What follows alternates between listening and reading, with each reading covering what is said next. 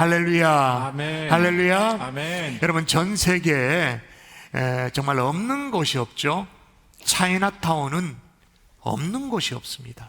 유대인 다음으로 화교의 상술은 정말로 인정할 만하다, 그렇게 되어지죠. 그래서 차이나타운이 곳곳에 있어요. 중국 상술에서 중요한 것이 축시라고 해요. 축시. 축시는 뭐냐? 적절한 시기에 할 일을 한다라는 의미예요. 그러니까 장사를 잘하는 사람은 타이밍을, 기회를 잘 잡는다라는 거죠. 예를 들면 쇠는 달구어 주었을 때 두들겨야 합니다. 그죠? 새가 달구어졌을 때 두드리면 망치를 이렇게 몇 번 이렇게 두드리지 않아도 모양을 만들고 방향을 잡아갈 수 있습니다. 그런데 이 쇠가 식고 나면, 일단 굳어지고 나면 망치질을 수십 번을 해도 허사예요. 그렇게 아무리 두드려도 모양이 만들어지는 게 아니고 오히려 깨지죠. 깨트려지게 되어집니다. 그러니까 쇠를 다루려면 망치질이 먼저입니까? 아니면 달구는 것이 먼저입니까? 망치질이 뭘까요? 달구는 게 먼저일까요? 달구는 게 먼저이죠. 그러니까 먼저 할 일이 있고 나중 할 일이 있다, 그 말씀을 드리는 거예요. 여러분, 우리가 얼마나 열심히 삽니까? 하루하루를 얼마나 최선을 다해 나름 열심히 살아요. 작년에도 그랬고 올해도 열심히 살 겁니다. 그런데도, 열심히 사는데도 내 인생에 별로 진전이 없다? 나아질 기미가 잘 없다? 이유가 뭘까요? 안 달궈져서 그런 거예요. 시뻘겋게 달궈져야 되는데 안 달궈진 채 망치질만 수십 번 하니 무슨 소용이 있겠어요? 때리는 손모가지만 아파가지고 이게 팥을 붙여야 돼요. 먼저 해야 할 가장 중요한 일은 나중으로 미루고 오히려 덜 중요한 일에 매달리고 있는 인생을 살고 있기 때문에 내 인생이 진전이 없는 거예요. 여러분, 하나님이 우리에게 주신 축복과도 같은 새해, 2025년 새해를 시작하면서 내게 가장 중요하게 여기면서 먼저 해야 될 일이 무엇인가? 먼저 해야 할 일이 무엇인가? 똑똑히 살피는 주일 아침 될 수 있기를 주 예수 이름으로 축원합니다. 아멘. 여러분, 이 타이밍에는 아멘 하셔야 돼요. 축시가 중요하다니까, 타이밍이 중요하다니까. 먼저 살피는 은혜가 있기를 주의 이름으로 축원합니다. 아멘. 그러므로 여러분, 마태복음 6장 33절에 보면 우리 평생 마음에 새겨야 될 말씀이 있죠. 제가 다 고등학교를 졸업하고 대학교를 갈 때 이제 그 겨울 수련회였어요. 그러니까 수련회가 너무너무 중요해요. 그때 하나님 앞에 기도했죠. 하나님, 내 평생의 좌우명의 말씀을 주옵소서. 야, 진짜 철들어서 내가 어떻게 그렇게 멋있는 기도를 했는지 모르겠어. 내 평생의 좌우명의 말씀을 주십시오. 완전 영하 내 느낌상은 20도가 됐던 것 같아요. 실제로 한 10도 정도 됐는데 2시간 동안 막 매달리면서 기도했는데 나는 이런 말씀이 있는지도 몰랐어요. 제가 뭐 그때 성경을 제대로 알았나 잘 몰랐으니까. 근데 하나님이 진짜 신비하게 주신 말씀이에요. 신비롭게 주신 말씀 같이 읽어볼까요? 시작. 그런즉 너희는 먼저 그의 나라와 그의 의를 구하라. 그리하면 이 모든 것을 너희에게 더하시리라. 아멘. 여러분, 먼저 해야 할 것이 있다라고 말해요. 먼저 해야 할 것을 먼저 할 수 있는 지혜로운 하나님의 사람 될 수 있기를 주 예수 이름으로 축원합니다. 아멘. 자, 오늘 본문에 출애굽하는 이스라엘 백성들이 약속의 땅 가나안 땅에 나아가는 중이에요. 가나안을 향해 나아가려면 반드시 건너가야 할 것이 있습니다.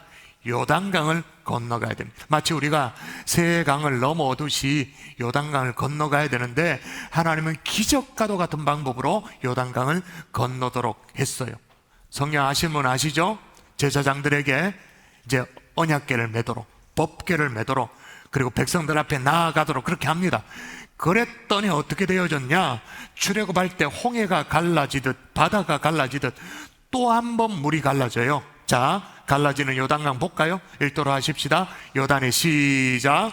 요단에 이르며 궤를 맨 제사장들의 발이 물가에 잠기자 곧 위에서부터 흘러내리던 물이 그쳐서. 자, 여기 보니까 물이 어떻게 됐다고요? 물이 그쳐서. 여러분, 생각해 보세요. 우리는 너무 믿음이 좋은 사람이어서 성경을 별로 질문하지 않고 이렇게 봅니다만 물이 그쳤대. 어떻게 그칠 수가 있어? 아니 이게 뭐 수도꼭지입니까? 장보면 그치게. 강이라니까요. 아니 강이 이게 지금 건기이기 때문에 수량이 줄 수는 있어. 근데 그쳤대. 여러분 강물이 그치려면 적어도 어떻게 돼야 되냐면, 계속 읽어볼까요? 자, 제가 읽어볼게요. 물이 그쳐서 사르단에 가까운 매우 멀리 있는 아담성읍 변두리에 일어나 한 곳에 쌓이고 또 아라바 바다 여매로 향하여 들어가는 물은 온전히 끊어짐에 백성이 여리고 앞으로 바로 건널세. 자, 상류로부터 내려오는 물이 멈춰 쌓였다 그렇게 말합니다. 이게 그냥 쌓여서, 그래서 그냥 쌓였다고 말하지 않고 일어나 한 곳에 쌓였다. 사람이 벌떡 일어나듯이, 물이 벌떡 일어나듯이 한 곳에 쌓였다 그렇게 말합니다. 마치 댐이 생기듯이. 그렇게 되니까 하루로 흘러가는 이 사해로 흘러가는 이 물이 어떻게 돼요? 온전히 끊기죠. 그래서 끊어지는 거예요. 이거는 하나님의 초자연적인 섭리예요. 있을 수 없는 일이 이게 강물이 갈라진 정도가 아니라 강을 그냥 말려버리는 거예요. 드라이시켜버린 거예요. 이 놀라운 역사를 경험하고 요단강을 건너갔습니다. 하나님이 이스라엘 백성들에게 기념비를 세우라고 말하죠. 길갈이라는 곳에서 기념비를 세우도록. 그래서 모든 후대들이 하나님이 하신 일들을 알 수 있도록. 자, 그런데 그렇게 했더니 가나안 땅에 있던 수많은 대적들 사이에 대단한 일이 벌벌 떠는 거예요. 소문이 들리니까, 이스라엘 인도하신 하나님이 이런 분이라고 막 들려지니까 두려워 떠는 거예요. 두려워 떠는 게 오늘 본문 1절입니다. 오늘 본문 1절 같이 다시 읽어볼까요? 이 백그라운드를 이해하고 읽어보도록 합니다. 시작. 요단 서쪽의 아모리 사람의 모든 왕들과 해변의 가나안 사람의 모든 왕들이 여호와께서 요단물을 이스라엘 자손들 앞에서 말리시고 우리를 건너게 하셨음을 듣고 마음이 녹았고 이스라엘 자손들 때문에 정신을 잃었더라. 아멘. 여기도 나오잖아요. 이스라엘 자손 앞에서 말리셨다. 그냥 말렸다. 그래서 어떻게 됐다고요? 마음이 녹았고 정신을 잃었다. 여러분, 저는 소망합니다. 2025년 올 한 해 저와 여러분을 인도하시는 하나님의 인도하심 때문에 우리의 대적들의 마음이 녹았으면 참 좋겠습니다. 아멘. 세상이 정신을 그냥 혼미하게 잃어버렸으면 참 좋겠습니다. 아멘. 저는 막 신이 나요.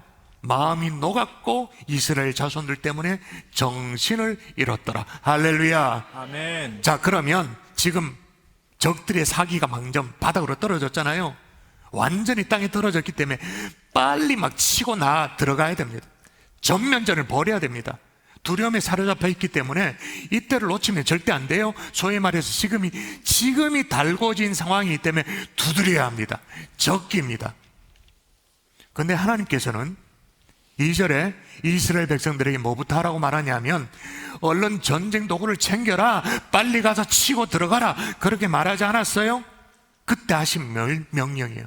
그래서 오늘 본문이 그때 이렇게 나오죠. 2절 같이 했습니다. 시작.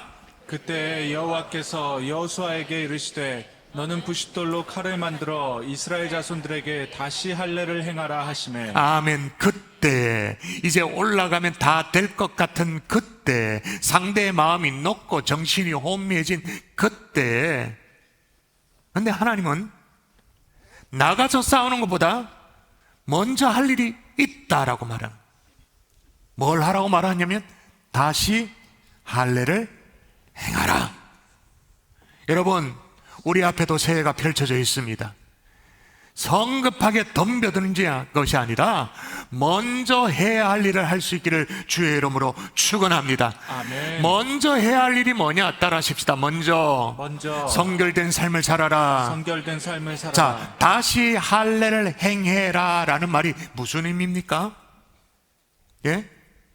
이제 뒤었다 싶어가지고 막 올라가려고 하는데, 쫓아가려고 하는데 하나님이 목덜미 이렇게 잡듯이 스탑, 다시 할례를 행해라, 그렇게 말하는 거예요. 여기에 다시 할례를 행해라 라고 했기 때문에 이전에 있었던 할례가 있었다라는 뜻일까요? 없었다는 뜻일까요? 다시 할례를 행해라, 이 말은 있었다라는 거죠. 거슬러 올라가서 창세기 17장에 아브라함이 정말 말씀에 순종해서 자신의 식솔들에게 할례를 행하도록 했던 것, 이 하나님의 백성의 표식이죠. 여러분 아시다시피 할례는 남성의 생식기의 일부를 잘라내는, 표피를 잘라내는 어떤 의식이죠. 그러므로 할례는 이스라엘 백성이 하나님의 백성이라는 표시예요. 동시에 이 땅에 사는 동안 정결한 삶을 살아야 함을 그 몸에 지니고 다니는 표식이죠. 그래서 유대인들은 난지 8일 만에 할례를 받도록 그렇게 했잖아요. 그런데 그 소중한 표식, 그게 출애굽 이후에 세월이 지나가니까 싹 다 사라져 버렸어. 왜 그렇게 됐는가? 그 이유를 설명합니다. 읽어볼까요? 애굽에서 시작. 애굽에서 나온 후 광야길에서 죽었는데 그 나온 백성은 다 할례를 받았으나 다만 애굽에서 나온 후 광야길에서 난 자는 할례를 받지 못하였음이라. 하나님의 백성이다라는 표식으로 할례를 행하였던 이스라엘 백성들이 출애굽 이후에 광야에서 다 죽어버린 거예요. 40년이니까 세대 교체가 일어난 거예요. 그러면 40년 동안 광야 생활하는 동안 태어나는 이스라엘 백성들 없었나? 있었죠. 태어났어요. 그런데 광야 생활에 급급한 나머지 할례를 생각하지 못했어. 쉽게 말하면 먹고 마시는 일에 너무 바빴던 거예요. 너무 바빠가지고 급해가지고 소중한 일을 놓쳐버린 거예요. 그래서 그의 자녀들이 완전 다른 세대로 다 바뀌어버렸어요. 여러분 오늘날도 마찬가지예요. 적어도 우리의 믿음의 선배들은요, 하나님 앞에 성결되게 사는 삶의 기준이라는 게 있었어요. 기준. 적어도 성도라면 주초를 금하고 술, 담배를 금하고 어떤 일이 있어도 주일은 구별하여 지키고, 그래서 해외 출장을 갔더라도 토요일날 밤 비행기 타고 들어오잖아요. 그래서 주일 지키고 봉사하고 또 주일학교 교사하고 그렇게 또다시 비행기 타고 나가서 출장 가고, 적어도 이런 기준. 여러분 물질이 있어서도 어떤 일이 있어도 손대지 않는 물질이 있었잖아요. 뭡니까? 곧 굶어 죽을 것 같아도 절대로 손대지 않는 물질이 뭡니까? 11조. 이거는 우리 몸에 새겨진 할례와 같아. 삶의 아로 새겨진 신앙의 기준이라는 게 있었어요. 근데 지금은 그런 것들이 사라지고 없어. 점점 무뎌져. 그러면서 하는 얘기가 있죠. 살기도 빡빡하고 힘든데 뭐 그렇게까지 하냐. 우선 급하니까 살고나 보자, 이렇게 말합니다. 자, 그렇다고 해서 우리가 예배를 안 드리나? 아니요, 드려요. 드리긴 드립니다. 스스로 하나님의 자녀라고 그리스도인이라고 말하기도 합니다. 구별된 것은 하나도 없는 채로 말이에요. 이스라엘도 마찬가지예요. 할례가 없어도 요단강도 건넙니다. 하나님의 기적도 체험합니다. 다 합니다.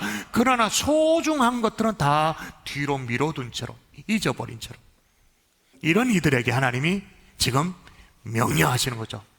다시 할례를 행하라. 근데 여러분, 다시 할례를 행하려고 하는 이 타이밍이 2절에 보니까 그때예요. 이제 막 적기다 싶어서 달려들려고 하는 그때, 그 바로 직전에 여러분 우리에게도 새해가 펼쳐졌습니다. 막 밀고 들어가면 됩니까?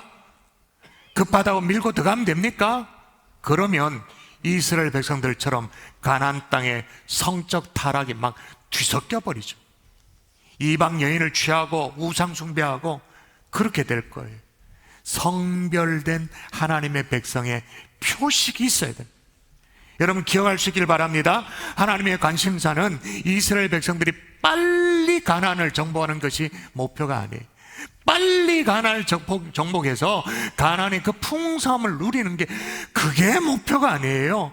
그 풍요로운 가나안 땅에 들어가도 하나님의 백성들이 변함없이 하나님을 섬기며 사느냐, 이게 하나님의 관심사예요. 성도님들이 목사인 저에게 한 번씩 이따금씩 기도 부탁을 하시죠. 때로는 사업을 위해서, 건강을 위해서, 자녀의 형통함을 위해서 기도 부탁을 합니다. 그때 저는 먼저 무엇보다 어떤 기도를 먼저 할까요? 물론 사업이 잘 되고 건강이 회복이 되고 자녀의 축복을 위해서 기도합니다만은, 그러나 그 앞서 언제나 먼저 기도하는 게 뭐냐? 주여, 우리 그분 집사님이 하나님과 바른 관계를 맺고 살게 하여 주시옵소서. 성결된 삶을 살게 하여 주옵소서. 그리스도인답게 살게 하여 주옵소서. 그리고 나서 그 다음 기도. 왜?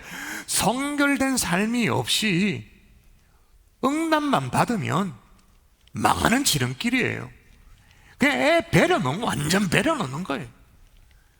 그러므로 우리의 최대의 관심사는 사업도 잘 되고 건강도 회복되어지고 자녀들이 잘 되는 것도 있습니다만, 절대적인 우리의 관심사는 내가 하나님께 영광을 위한 성결된 삶이 우리의 관심사가 되어야 되는 줄 믿습니다. 아멘. 아멘이십니까? 아멘. 여러분, 이게 어느 정도로 먼저 해야 되는 일이냐 하면, 다시 할례를 행하라고 명령하고 있는 장소가 어디냐?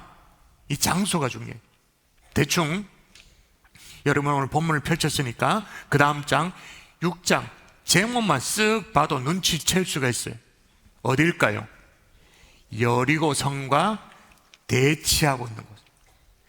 여리고 성 사람들이 어쩌다가 이스라엘 백성들이 지금 할례를 받았다는 사실을 알게 되면, 그래서 힘을 쓸 수 없다는 걸 알게 되면 제대로 싸워보기도 전에 이건 몰살이에요 그냥. 그럼에도 불구하고 하나님은 그게 중요한 게 아니라는 거예요. 그게 지금 중요한 게 아니라, 다시 할례를 행하라 라고 말합니다. 근데 진짜 다행스러운 것은요, 이스라엘 백성들이 이걸 순종을 해요. 적들로부터 노출되기 쉬운 장소이지만 말씀대로 순종을 해요. 도저히 내 머리는 이게 이해가 되어지지 않는데 하나님이 먼저 하라고 하니까 순종을 해요. 순종을 하니까 어떻게 됩니까? 자, 볼까요? 읽어보도록 합시다. 또 시작. 또 그 모든 백성에게 할례 행하기를 마침에 백성이 진중 각 처소에 머물며 낫기를 기다릴 때에. 자, 상처가 치유되어졌습니다. 이어서 뭐라고 말씀하십니까? 여호와께서 여호사에게 이르시되 내가 오늘 애굽의 수치를 너희에게서 떠나가게 하였다. 이건 역시도 마찬가지예요. 희한한 말씀을 하는 거예요. 지금 출애굽을 한 지가 언제적 얘기인데, 지금 40년 전 얘기인데 무슨 지금에 와서 애굽의 수치를 떠나가게 하였다 그렇게 말합니까? 40년 전인데. 지금 하나님이 무슨 말씀을 해요? 할례 없이 출애굽해서 광야 생활 40년을 한들, 아니 400년을 한들, 그는 여전히 애굽의 수치다, 그 얘기예요. 광야에 아무리 오랫동안 머문들 할례 없이, 하나님의 백성다움 없이 아무리 뺑뺑이를 돌아본들 그는 애굽의 수치다. 근데 할례를 행하였어요? 뭐라고 말합니까? 애굽의 수치가 떠나가겠더라, 떠나가도록 했더라. 할렐루야. 여러분, 우리가 신앙생활을 하면서 먼저 해야 될 것이 있습니다. 아무리 급해도 절체절명의 순간에 다시 할례를 행하라 그렇게 말씀하시듯 여러분에게 요구하는 것이 있죠? 없나요? 진짜 없나요? 있는데도 없는 척 무시하고 밀어내고 있는 것, 그렇지 않나요? 또 하나 먼저 해야 될 것이 있어요. 뭐냐? 먼저 구원의 감격 속에서 살아야 되는 거죠. 자, 이스라엘 백성들이 순종하여서 다시 할례도 행했습니다. 자, 상처도 아물었습니다. 그러면 진짜 더 늦기 전에 올라가야 되잖아요. 상대방이 지금 마음이 막 기가 죽고 두려움에 떨고 있을 때 더 뭐랄까요? 전열을 정비하기 전에 얼른 올라가서 끝장을 봐야 되잖아요. 그런데 하나님 아직도 아니래. 또 먼저 해야 될 것이 있대. 그래서 오늘 본문에 또라고 시작합니다. 또 읽어볼까요? 같이 읽습니다. 시작. 이스라엘 자손들이 길갈에 진쳤고 그달 14일 저녁에는 여리고 평지에서 유월절을 지켰으며. 예, 유월절을 지키는 일이죠. 유월절을 모르시나요? 아시죠? 하나님께서 출애굽할 때 이스라엘을 건지기 위해서 10번째 재앙을 내리는데 그 마지막 재앙이 장자의 죽음이에요. 이거는 누구도 피할 수 없어. 그런데 이스라엘 백성들에게 장자의 죽음이 임하면 이거는 안 되잖아요. 그래서 그걸 피할 수 있도록 어떻게 해요? 좌우 문설주에 어린 양의 피를 바르도록, 그래서 여호와의 사자가 그 어린 양의 피를 보면 그 집을 넘어가도록 유월하도록 한 그 절기, 유월절이죠. 이스라엘 백성들이 출애굽 때 애굽에서 첫 번째 유월절을 지켰습니다. 그리고 광야길을 걷기 시작한 그 원년, 민수기 9장에 보면 두 번째 유월절을 지켰습니다. 이렇게 두 번 지키고 난 이후에 근 40년 동안 한 번도 유월절을 안 지켜. 분명히 지키라 말씀하셨는데 한 번도 안 지켜. 지금 하나님이 그 유월절을 다시 지키라고 말하는 거예요. 왜? 애굽의 종되었던 너희들이 어떻게 구원받았는지를 먼저 기억해야 된다. 가나안 땅에 들어가는 것보다 어떻게 구원받았는지를 먼저 기억하는 것이 더 중요하다. 여러분, 유월절 오늘날 우리에게 적용한다면 어떤 의미입니까? 구원의 감격을 회복하는 거죠. 그런 의미에서 하나님이 이스라엘이 헤맬 때마다요 다시 꺼내면서 하셨던 말씀이 번번이 어떤 말씀을 하셨냐? 나는 너를 애굽 땅 종되었던 땅에서, 집에서 인도하여 낸 내 하나님 여호와니다. 다시 말하면 뭡니까? 나는 구원의 하나님이다.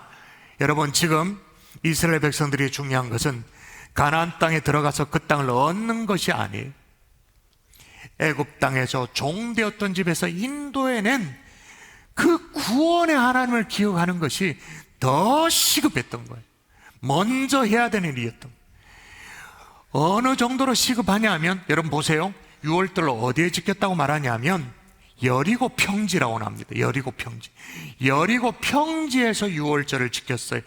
이제는 막 더 노골적으로 적들이 훤히 다 내려다 보이는 그 평지에서 6월절을 지키라고 말하는, 애굽의 종노릇하듯 마귀의 종노릇하며 살던 저와 여러분의 과거를 여러분이 기억하고 계십니까?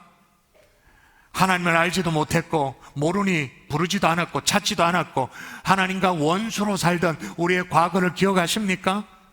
교만하여서 하나님과 원수로 살았던 우리의 옛 모습, 그랬던 우리를 하나님의 자녀 삼아 주셔서 이 자리에 하나님의 자녀로 불러 예배하게 해 주신 줄 믿습니다. 아멘. 이 구원의 감격.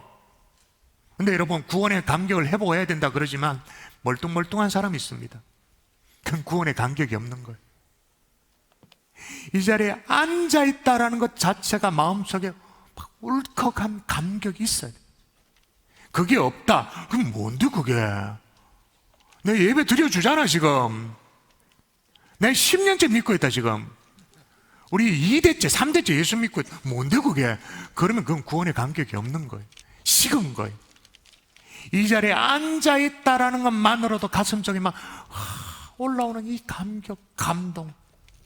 여러분, 이걸 기억하는 게 왜 그렇게 중요하냐면 6월절을 지키고 나니 그 다음에 이게 어디로 연결되는가, 이게 중요해요. 이걸 절대 놓치면 안 돼요. 읽어볼까요? 11절 6월절 이튿날에 시작. 6월절 이튿날에 그 땅의 소산물을 먹되 그날에 무교병과 볶은 곡식을 먹었더라. 아멘. 6월절 이튿날에 그렇게 말하면, 그러니까 6월절 다음 날이잖아요. 그 땅의 소산물을 먹되. 그런데 그 다음이 중요해요. 12절입니다. 뭐가 그쳐요. 제가 읽어볼게요. 잘 따라오세요. 그치는 걸 보아야 됩니다. 또 그 땅의 소산물을 먹은 다음 날에 만나가 그쳤으니 이스라엘 사람들이 다시는 만나를 얻지 못하였고 그의 가나안 땅에 소출을 먹었더라. 그럼 만나 아시죠? 이스라엘 백성이 광야에서 살 때 아무것도 없을 때 하나님이 기적적으로 이스라엘 백성들을 먹이신 그 만나는요 하나님이 진짜 비상섭리예요. 만나가 참 감사한 제목이긴 하지만, 근데 여러분, 우리는요 비상섭리로만 살 수가 없습니다. 우리는 일용할 양식으로 살아야 돼요. 만나를 거두시고 그 다음에 어떻게 했다고요? 그 땅의 소산물을 먹도록 하셨다, 그렇게 말합니다. 여러분, 우리는 이렇게 생각해요. 아니, 가나안 땅에 들어가면, 아니 가나안 땅에서도 하나님이 만나를 계속 먹도록 그렇게 하셔야 맞지 않을까, 그렇게 생각해요. 근데 여러분, 가나안 땅이라면 만나는 그쳐야 됩니다. 가나안 땅에서는 만나가 그쵸? 그 이유가 뭐냐? 만일 가나안 땅에서도 만나가 계속되어진다면 아무리 하나님이 예비한 이 가나안이 적과 꿀이 흐르는 그런 가나안 땅이라 할지라도 황폐해져 버리죠. 왜? 경작을 안 할 테니까 금방 황폐해지죠. 그러므로 가나안 땅에 들어왔다면 만나는 멈춰야 하는 것이 그게 축복이에요. 근데 이게 언제부터? 6월절을 다시 회복한 직후부터. 이 타이밍이 얼마나 절묘하냐면 성경은 바로 그날에 계속 이걸 연결하면서 설명하고 있어요. 그러므로 하나님의 자녀에게 6월절의 회복과 땅의 소산을 먹는 것은 연결되어 있는 거예요. 우리식으로 표현하면 우리 속에 구원의 감격의 회복과 땅의 축복, 어떤 형통함의 축복, 이게 연결되어 있다 그 말입니다. 세상 사람이란 모르겠어요. 적어도 하나님의 자녀라면 이게 연결되어 있다 그 말인 거예요. 이렇게 6월절의 회복과 구원의 감격의 회복과 땅의 소산이 연결되어 있는데 우리는 허구한 날 뭘 구해요? 만나달라고 하나님 앞에 구해요. 그게 중요한 게 아닌데 구원의 감격이 회복되어지도록 가슴을 찢든지 치든지 어떻게든 하나님 앞에 매달려. 왜 이렇게 마음이 식었습니까? 왜 이렇게 맹숭맹숭해졌습니까? 하나님 내 눈에 눈물을 허락해 주시고 가슴 속에 용솟음 치는 그런 감격을 허락해 달라고 그걸 기도해야 되는데 맨날 만나달라고 하고 있는 거예요. 비상섭리를 구하고 있어요. 근데 그게 안 이루어지면 어떻게 됩니까? 또 하늘을 향해서 막 삿대질을 막. 그러면 여러분 다른 것이 급한 게 아니에요. 정말 땅의 소산을 먹고 싶으세요? 땅의 기름짐의 축복을 먹고 싶으세요? 순서가 있어요. 6월절의 회복, 구원의 감격의 회복, 이게 되어야 가나안 땅의 소산을 먹는다니까요. 이 순서를 절대로 놓치지 않기를 주 예수 이름으로 축원합니다. 아멘. 그런데도 마음이 맹숭맹숭해요. 금요 성령집회 나와서 하나님 앞에 엎드려 기도하세요. 새벽 제단에 나와서 가슴을 치면서 기도하세요. 마지막으로 그렇게 성별되고 다시 할례를 행하고 또 6월절을 회복하고 구원의 감격 가운데 있으면 이게 자동되기도 하고 이렇게 해야 되기도 합니다. 따라하십시다. 모든 것을 맡기고 엎드려라. 자, 이들은 먼저 행할 것 다 했습니다. 할례를 행했잖아요. 6월절 다시 회복했잖아요. 이제 가나안 땅을 정복하면 됩니다. 대표적으로 가나안 땅을 정복하기 제일 앞에 있는 것이 여리고성이에요. 여리고성을 앞에 두고 누구 마음이 가장 부담이 되었을까요? 이스라엘 백성들 가운데 누가 가장 마음에 부담이 됐을까요? 이스라엘의 지도자 여호수아죠. 여호수아는 지금 이스라엘의 지도자로서 어떻게 하면 가나안 땅을 정복할 수 있는지, 어떻게 하면 저 난공불락 여리고성을 정복할 수 있을까 고민이 상당했을 거예요. 엄청난 무게감을 가지고 있었을 거예요. 그렇게 뚜벅뚜벅 성을 향해 가는데 길 한가운데 웬 한 사람을 만나게 돼. 어떤 사람이 칼을 빼던 자가 딱 맞닥뜨려지는 거예요. 그러면서 그래서 물어요. 자, 한번 볼까요? 여호수아가 묻습니다. 시작. 여호수아가 여리고에 가까이 이르렀을 때에 눈을 들어본즉 한 사람이 칼을 빼어 손에 들고 마주서 있는지라. 여호수아가 나아가서 그에게 묻되 너는 우리를 위하느냐 우리의 적들을 위하느냐 하니. 아멘. 도대체 누구냐는 거예요. 여기 서 있는 걸로 봐서 여리고성 쪽, 그러니까 대적들인지 아니면 우리 편인지 몰골로 봐서 우리 편은 아닌 것 같고 도대체 누구 편이냐 그렇게 물어요. 그랬더니 대답을 합니다. 그가 이르되 아니라, 이쪽 저쪽도 아니라는 거예요. 나는 여호와의 군대 대장으로 지금 왔느니라. 군대 대장. 지금 여러분 여호수아는 자기 자신이 이스라엘의 군대 대장이라고 생각했었습니다. 그래서 막 부담감도 느끼고 중압감 속에 있었습니다. 그런데 하나님이 지금 여호수아가 하나님의 군대 대장을 만난 거예요. 그때 여호수아가 깨달았겠죠? 아, 내가 아니라 하나님의 군대 대장이 따로 있으시구나. 이 전쟁, 내가 책임져야 될 전쟁이 아니라 하나님께서 책임지시는 전쟁이구나. 아멘이십니까? 아멘. 여러분, 앞서 행하시는 하나님의 군대 대장이 있는 줄 믿습니다. 아멘. 올 한 해 우리가 최선을 다해 살겠죠. 최선을 다할 겁니다. 성실하게 살 겁니다. 그러나 내가 책임져야 할 전쟁이 새해가 아닙니다. 하나님이 책임져 주셔야 될 전쟁이 새해인 거죠. 이 나라도 마찬가지입니다. 이 민족의 미래도 마찬가지입니다. 여러분의 가정도 마찬가지입니다. 그걸 깨닫고 나니까 여호수아가 즉시 무릎을 꿇습니다. 그리고 네 발에서 신을 벗으라고 말하니까 말씀대로 순종해서 신을 훌러덩 벗습니다. 여러분 생각해 보세요. 아니, 군대 대장이, 장관이, 장수가 지금 나가 싸야 되는데 신발을 벗는다. 있을 수 없는 일이에요. 신발을 벗어요. 벗었더니 그 결과 뭐예요? 그 다음 장, 여러분 성경 갖고 있죠? 그 다음 장, 6장. 제목만 읽어보면 압니다. 제목이 뭐예요? 할렐루야. 아멘. 여리고 성이 그냥 넘어진 게 아니에요. 그냥 뺑뺑이 돌았다, 그게 아니에요. 순서를 아셔야 돼요. 그러므로 모든 것들을 맡기고 엎드릴 수 있기를 주의 이름으로 축원합니다. 아멘. 내 인생의 무거운 짐이 참 무겁다 여겨지지만, 힘겹게 여겨지지만, 그 모든 짐들을 내가 감당하는 것이 아니라 주님 앞에 내려놓을 수 있기를 주 예수 이름으로 축원합니다. 아멘. 자, 그런데 마지막으로 여러분 유심히 살펴봐야 될 게 뭐냐면, 여리고 성을 향해 무거운 책임감을 가지고 가던 여호수아 앞에 여호와의 군대 대장이 맞닥뜨려졌다, 그렇게 말해요. 그런데 여호와의 군대 대장이 어떤 모습이었냐가 중요해요. 여러분 대부분 이 부분을 놓칠 때가 많아요. 다시 읽어볼까요? 같이 시작. 여호수아가 여리고에 가까이 이르렀을 때에 눈을 들어본즉 한 사람이 칼을 빼어 손에 들고 마주서 있는지라. 자, 일단 차고 있는 칼을 빼들었어요. 딱 들고 있어요. 하시라도 내려치려고 딱 들고 있어요. 이게 무슨 의미입니까? 하나님의 임박한 심판을 상징적으로 보여줘. 칼을 빼들고 있어. 근데 칼을 빼들고 있는데 방향이 어느 쪽이에요? 여리고를 향해 빼들고 있나요? 아니면 여리고를 향해 나오는 여호수아를 향해 빼들고 있나요? 어느 쪽인가요? 거기 나오잖아요. 마주서 있는지라. 마주서 있는지라. 누구를 향해? 여호수아를 향해. 자, 물어보겠습니다. 왜 칼을 빼들어서 마주서 있었을까? 여호와의 군대 대장이.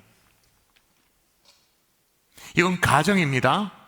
가정입니다만 만일에 여호수아가 하나님의 군대 대장 앞에 무릎 꿇지 않고 발에서 신을 벗으라고 말하고, 이건 네가 해야 될 싸움이 아니니까 발에서 신을 벗으라고 말했는데 그럼에도 불구하고 내가 하겠다고 껐덕껐덕 나가면 빼든 칼이 누구 목을 날릴 수도 있는 거예요. 예, 제 생각도 똑같아요. 왜 그렇게 하셨는가? 여호수아, 네가 여리고를 해결할 수 없다.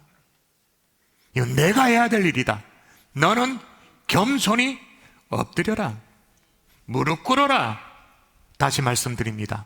새해 더 겸손히 무릎 꿇을 수 있기를 주의 이름으로 축원합니다. 아멘. 어설프게 덤벼들면 빼던 칼날이 교만에 우리의 목을 칠 수도 있는 거예요. 무서운 얘기예요. 말씀의 결론을 맺을게요. 먼저 할 일을 하십시다. 다시 할 일을 행하라 말씀하시면 군만 말고 성결의 삶을 결단하십시오. 구원의 감격이 이게 시급해요. 땅의 소산이 중요한 게 아니고 구원의 감격이 다시 회복되어질 수 있도록 도와달라고 가슴을 쥐어 뜯으며 기도해야 될 줄 믿습니다. 아멘. 새해 만만치 않습니다. 하나님의 군대 대장이 싸워 주셔야 되는 것입니다. 더욱 겸손히 엎드리는 새해가 될 수 있기를 주 예수의 이름으로 축원합니다. 아멘.